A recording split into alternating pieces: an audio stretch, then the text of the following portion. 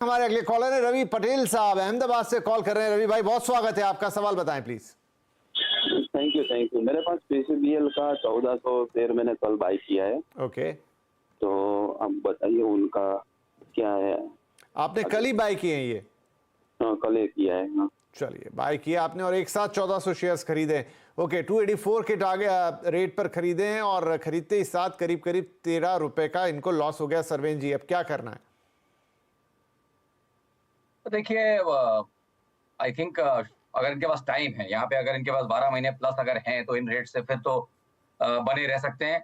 But अगर उससे कम के दायरे में अगर ये कहीं इस ट्रेड को देख रहे हैं तो I think risk reward again, जैसे मैंने बोला, फेवरेबल नहीं है। नीचे में मुझे लगता है कि कहीं 200 220 के स्तर भी ये कभी छू सकता है हाल फिलहाल में, नेक्स्ट 6-9 महीनों में। तो आई थिंक उस तरह की अगर गिरावट पचा सकते हैं तो आई थिंक बने रहे, क्योंकि इवेंचुअली मुझे लगता है कि इसके टारगेट्स ऊपर के पेंडिंग है। बट कितना नीचे गहरा रिट्रेसमेंट करके कितना गहरा करेक्शन करने के बाद चलेगा, ये कहना अभी मुश्किल है, क्योंकि जस्ट सेटअप्स बन रहे हैं। बट मुझे लगता है कि इन एरिया से रिस्क रिवॉर्ड नेक्स्ट 3 से 6 महीने के लिए पॉजिटिव नहीं है। तो अगर उस दायरे में है तो उछालों में बेच लें कॉस्ट के आसपास, उससे बड़ा अगर इनके पास दायरा है तो फिर बने रहे। तो रवि साहब, क्योंकि कल ही आपने खरीदारी की और इतनी बड़ी क्वांटिटी में आपने शेयर्स खरीदे हैं, जस्ट अगर आप शेयर करना चाहें, क्योंकि इससे दूसरे लोगों को मदद मिलेगी, कि किस हिसाब से आपने सोचा कि पीसीबीएल लिया जाए? नहीं, मैंने मेरे हिसाब से ही लिया था। कल क्या है कि वॉल्यूम के साथ ब्रेकआउट दिया था पीसीबीएल ने। ओके, आपने अपनी अंडरस्टैंडिंग की। ठीक है। देखिए, मैं इनके लिए विपिन जी एक चीज इनके लिए ऐड कर देता हूं कि पहले ये समझ लें, 270 का जो भाव है ये 10x है। 2020 का इसका लो 27 रुपए है। तो 4 साल में जो थी ऑलरेडी 10x हो गई है, तो वो सुस्ताएगी। तो पैसे तो आपके डेफिनेटली, स्टॉक अच्छा है, इतना चला है तो स्टॉक अच्छा है, चल सकता है और भी चलेगा। बट फिलहाल के लिए इतना थक चुका है, इतना ज्यादा भाग चुका है कि मुझे नहीं लगता कि यहाँ से और इंक्रीमेंटल आपको इस अगले 12 महीने में कोई बड़ा रिटर्न बनेगा, क्योंकि ऑलरेडी 10x करके आया है और थका हुआ लग रहा है। नॉट दैट कि हमको थका हुआ लग रहा है ऑलरेडी, और लास्ट 3-6 महीनों से बाजार के साथ परफॉर्म नहीं कर पा रहा है। बाजार ने 3-4 नए हाई मारे हैं, निफ्टी ने, बैंक निफ्टी ने भी नया हाई मारा, लेकिन ये स्टॉक अपना 2023 के स्टार्ट का जो जैन का जो हाई है उसके आसपास भी नहीं पहुंचा। वो हाई था 350 का। तो इट इज ऑलरेडी स्ट्रगलिंग। ये मैं इनको थोड़ा सा पॉइंट आउट कर दूं।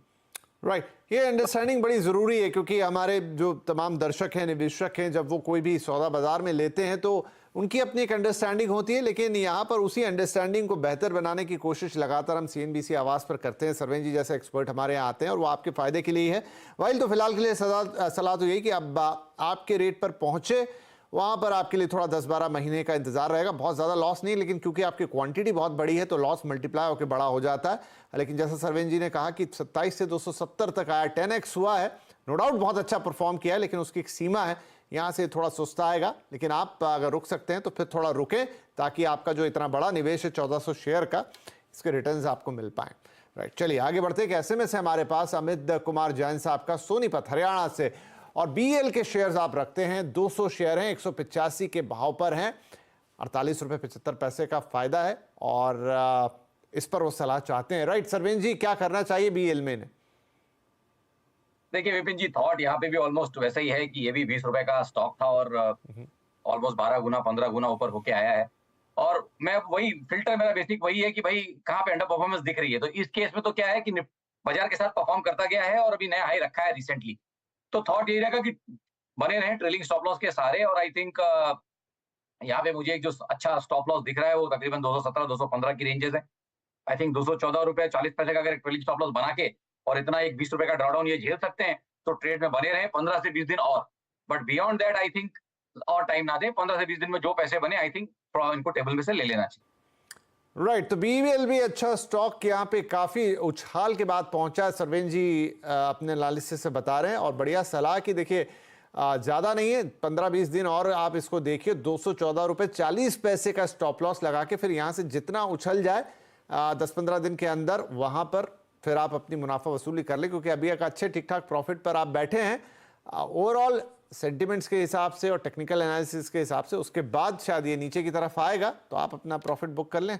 फिलहाल के लिए होल्ड, लेकिन और चाहें तो 10-15 दिन बाद फिर से भी पूछ सकते हैं, कोई दिक्कत नहीं है उसमें। दूसरा एक और शेयर था इनका, इरकॉन इंटरनेशनल, 85 शेयर्स हैं, 232 के भाव पर, और यहाँ पर भी इनको ऑलमोस्ट 18.5 रुपए का फायदा। यहाँ पर क्या सलाह होगी सर? देखिए आई थिंक यहाँ पे भी मेरा थॉट यही रहेगा कि भाई आप देखिए ये स्टॉक नया हाई नहीं रख पा रहा है। तो ये इंपॉर्टेंट है कि 2024 के हाई के बाद, जनवरी के बाद ये नए हाई नहीं रख पाया। जब बाजार ने नए हाई रखे हैं, बैंक निफ्टी ने रखा, बाकी सारे इंडाइसेस ने रखा है, तो ये अपने आप में एक हल्का संकेत होता है। तो थॉट यहाँ पे भी मेरा यही रहेगा कि कॉस्ट के आसपास स्टॉप लॉस रख लें। अगर इनकी तमन्ना भी है कि हाँ 15 दिन और इसमें खड़े रहना है, तो सबको मैं बोल रहा हूँ नेक्स्ट 15-20 वर्किंग डेज तक खड़े रह लें। उसके बाद आई थिंक इलेक्शन का रुझान, ये वो वॉलेटिलिटी शुरू हो जाएगी, तो थोड़ा पैसा अगर of the table dry powder रखेंगे तो किसी अच्छे मौके पे उसको निवेश करने का मौका मिलेगा।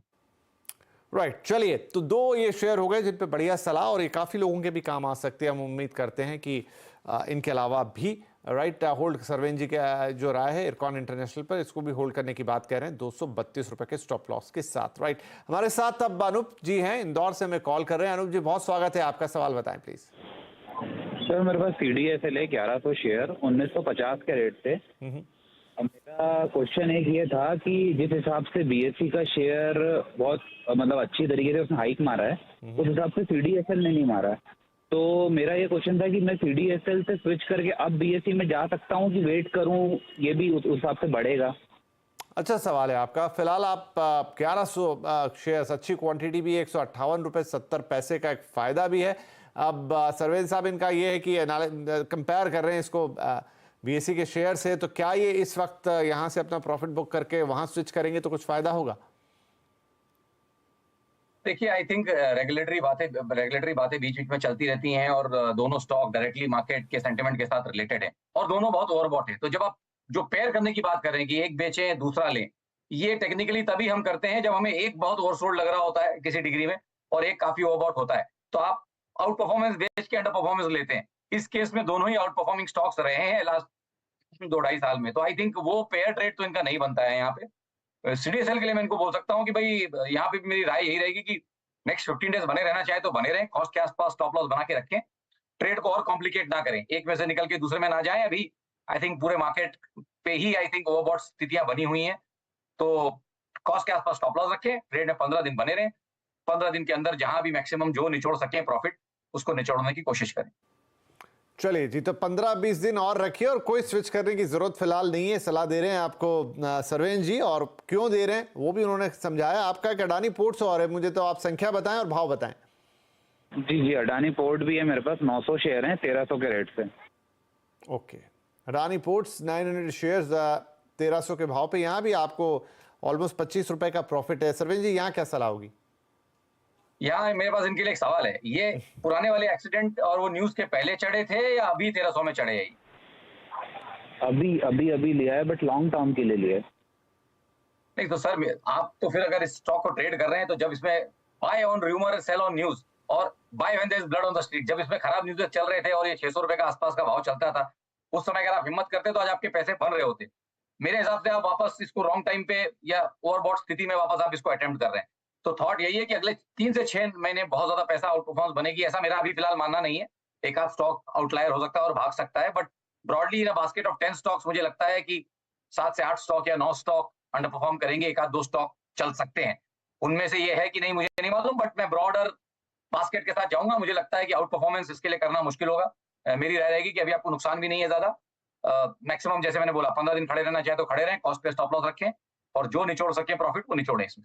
राइट, कॉस्ट के आसपास का स्टॉप लॉस, 10-15 दिन का वेट, फिर प्रॉफिट ले लीजिए, ये बेहतर होगा। ये स्ट्रेटेजी अभी ज्यादातर लोगों को सरवेन जी दे रहे हैं, अडानी पोर्ट्स के लिए भी वही। राइट, आगे बढ़े। विपुल पटेल साहब भावनगर गुजरात से अब हैं फोन लाइन पर। विपुल जी, बहुत स्वागत है आपका, सवाल बताएंगे प्लीज। सर मेरे पास IRCTC के 250 शेयर्स हैं 375 के रेट से। ये 2-3 साल हो गए हैं सर इसे। तो अब सर ये दोबारा ये अपना हाई कब लगाएगा जो 1200 करीब का था? ठीक है, 2-3 साल से आपके पास रखे हैं तो उतना प्रॉफिट भी देखिए, 663 रुपये 75 पैसे का प्रॉफिट है आपको प्रति शेयर का। लेकिन अब आप कह रहे हैं कि ये अपना हाई कब लगाएगा, ये बड़ा अच्छा सवाल है। तो क्या सलाह देंगे सर IRCTC पे?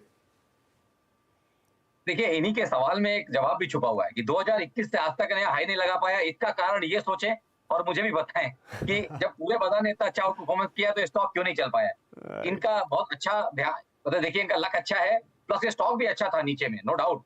हमने भी इसको 600 के आसपास बहुत रेकमेंड किया है, बट अब नहीं। अब रिस्क रिवॉर्ड, हम प्योरली रिस्क रिवॉर्ड ट्रेडर हैं, अब रिस्क रिवॉर्ड बचे नहीं है, क्योंकि जैसे उन्होंने राइटली पॉइंट आउट किया 1200 का हाई है, अपसाइड अब 150 पॉइंट की है, और जो पिछले 3-4 बॉटम बना के आया है वो सारे 550 के आसपास बना के आया है। तो अब आप 550 से कितना दूर है और 1200 से कितना दूर है, अब आपको डिसाइड कर लीजिए। मेरे हिसाब से तो इनको थोड़ा मुनाफा बांधना चाहिए, थोड़ा ड्राई पाउडर रखें, 1/3 1/4 जो बेचना चाहे बेचें, हाफ बेचना चाहे हाफ बेचें, मुनाफा बांधें। राइट, बहुत अच्छी तरह से समझाया यहाँ पर सरवेन जी ने कि कैसे आप अपने स्टॉक्स को देखें, क्योंकि ज़्यादातर हमारे दर्शक जो हैं, जो कई सालों से अब हमें देख सुन रहे हैं और इनफैक्ट निवेशित भी हैं या नए लोग भी, कैसे किसी स्टॉक को समझें, देखें, क्योंकि आप लोग भी खुद बहुत सारे एनालिसिस करते हैं कि ये उसका बॉटम है, ये उसका टॉप है, तो कैसे उस टॉप और बॉटम को आप देखेंगे, समझेंगे और अपने डिसीजन लेंगे, सरवेन जी ने आपको बखूबी बताया। तो फिलहाल के लिए IRCTC में वो कह रहे हैं कि भाई मुनाफा ले ले तो बेहतर है, आपके पास अच्छा खासा यहाँ पर मुनाफा है। यहाँ से अब ये कितना ऊपर जाएगा कहना मुश्किल है थोड़ा, लेकिन नीचे के जो 550 के बॉटम है 3 बार बना चुका है, तो उस हिसाब से फैसला करें। राइट, अब एक SMS और हमारे पास योगेश कुमार साहब का आया है और ये आया हरियाणा से। आप पूछ रहे हैं IOC पर सवाल, 1000 शेयर रखते हैं IOC के और 158 के भाव पर आपने शेयर्स लिए हैं, 10 रुपये से 11 रुपये के बीच का इनको प्रॉफिट है 1000 शेयर्स पर। आप क्या करना चाहिए इंडियन ऑयल कॉर्पोरेशन में, सरवेन जी? देखिए, OMCs में बहुत क्लियर थॉट है, अगर 9-12 महीने प्लस का होराइजन है तो बने रहें। थॉट यही है कि भाई इनमें इनको यील्ड भी अच्छी मिलेगी, प्लस लॉन्ग रन में सेटअप्स बहुत अच्छे हैं, स्टॉक्स महंगे नहीं हैं। तो ओवरऑल थॉट यही है कि 9-12 महीने प्लस के होराइजन से अगर खड़े रहना चाहते हैं तो बिल्कुल बने रहें। डिविडेंड यील्ड भी अच्छी है और आगे चल के मार्क टू मार्केट भी अच्छा बनेगा, ऐसा बन सकता है नेक्स्ट लेवल की जब ब्रेकआउट आएंगे तो। सो आई थिंक अगर वो होराइजन है तो बने रहे। एल्स आई थिंक जैसे मैंने बोला बाजार के लिए कि थोड़ा मुनाफा, थोड़ा ड्राई पाउडर अगर रखेंगे तो मौके इस साल में बिल्कुल मिलने चाहिए, ऐसा मेरा मानना है। इलेक्शन ईयर है और कुछ भी हो सकता है, तो मौके मिलेंगे। चलिए जी, तो मौके मिलेंगे यहाँ पर आपको और हमारे अगले कॉलर भी तैयार है उनके मौके के लिए। पुनीत साहब है नोएडा से इस वक्त फोन लाइन पर। पुनीत जी, बहुत स्वागत है आपका, क्या सवाल होगा? माफ कीजिए पंकज जी, सॉरी।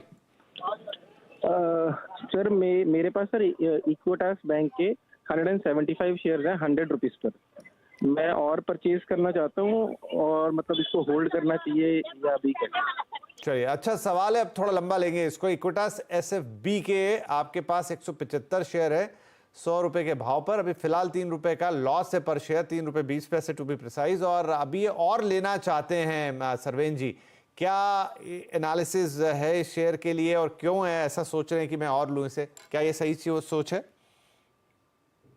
नहीं, देखिए, इनकी पसंद रहेगी, मैं उनकी पसंद से इत्तेफाक रखूं या नहीं रखूं, बट उनकी पसंद है तो मैं उस पे जवाब देता हूं। थॉट ये है कि देखिए, पहली बात तो इतना फास्ट आप एवरेज करने की नहीं सोचेंगे। एवरेज आप तभी करते हैं जब आपको स्टॉक कम से कम फर्स्ट बाय प्राइस से कहीं 15-20% एटलीस्ट नीचे मिल रहा हो।